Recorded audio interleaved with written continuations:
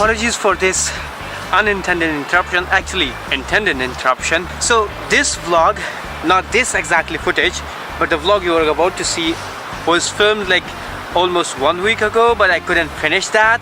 I have been struggling to finish this video. It didn't make any sense. The flow was off. Just because I was too focused on finishing that hike, I couldn't actually film it for the vlog. I couldn't film it with a story in my mind. Okay, wait, let me give you a little bit of context to it. Last Saturday, I decided to go on a hike, solo hike, all by myself. आज हमारी hiking की पहली solo flight होगी.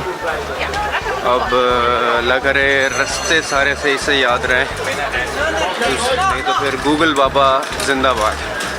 This video is about a hike, a very adventurous hike. कल मौसम ऐसा था कि सूरज की रोशनी भी थी, बादल नहीं थे, बहुत अच्छा ज़बरदस्त दिन था, लेकिन कल बाहर नहीं जाना था.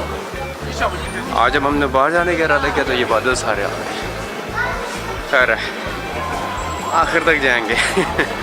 I had all the directions and everything was ready.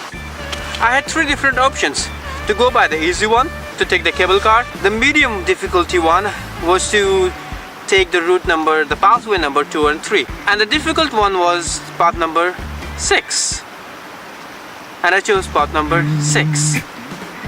But this was actually a crazy idea.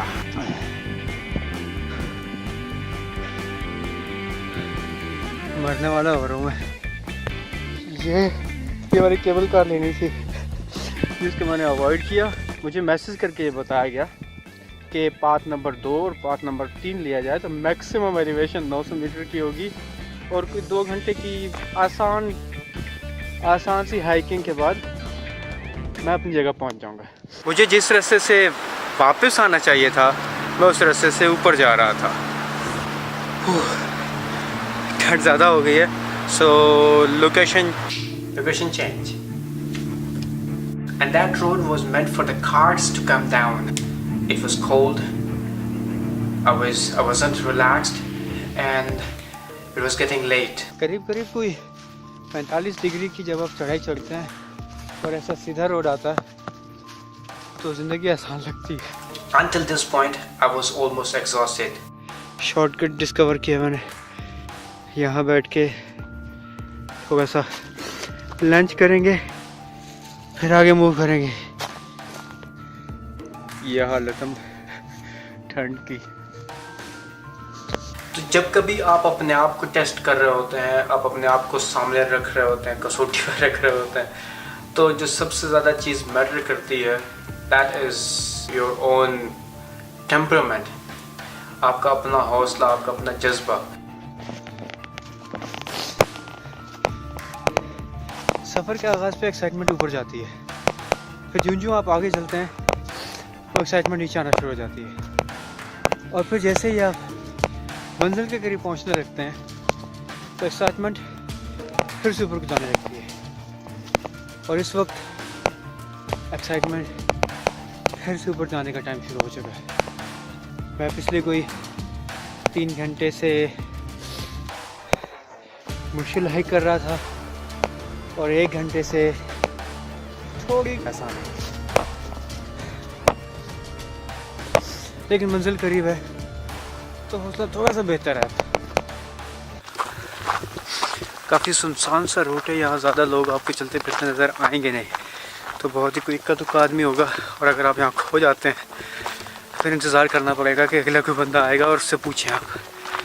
मेरे मोबाइल की बैटरी भी ख़त्म हो चुकी है, गूगल मैप्स बंद. ये डर नहीं था कि मैं वापस नहीं पहुंच पाऊंगा या मैं रास्ता भूल जाऊंगा या वापस आने में मुझे मुश्किल होगी.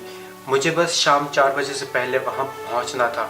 इतना ख्वार होकर अगर मैं वहां पहुंचे बगैर वापस आता हूं तो I would have easily called myself a loser, and I don't want to call myself a loser.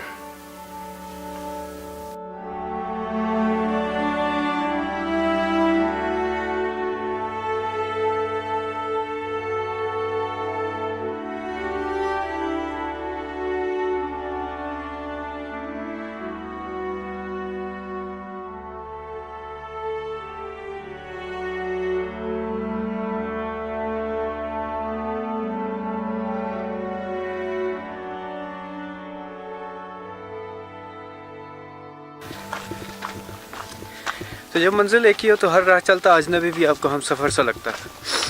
यहाँ कुछ देर को रुका मैं, एक तो लोगों से पिक्चर लेने को कहा, उनको पिक्चर लेना थोड़ा सा सिखाया मैंने, and it turn out to be a very nice picture. और अगर आपको तस्वीरें देखनी है तो follow me on my Instagram.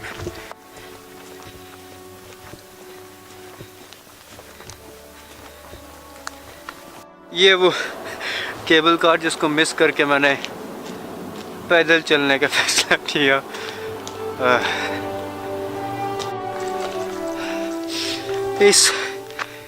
इस मंजर के लिए पिछले 4 घंटे से मैं चल रहा हूँ। That's super bullshit। हालत टाइट हो गई है। This is insanely beautiful। इतनी सर्दी है यहाँ, सब बर्फ बनी हुई है। लेकिन जब आप अपनी मंजिल को ऐसे अपने सामने देखते हैं इतनी खुहारी के बाद, तो फीलिंग्स see by yourself।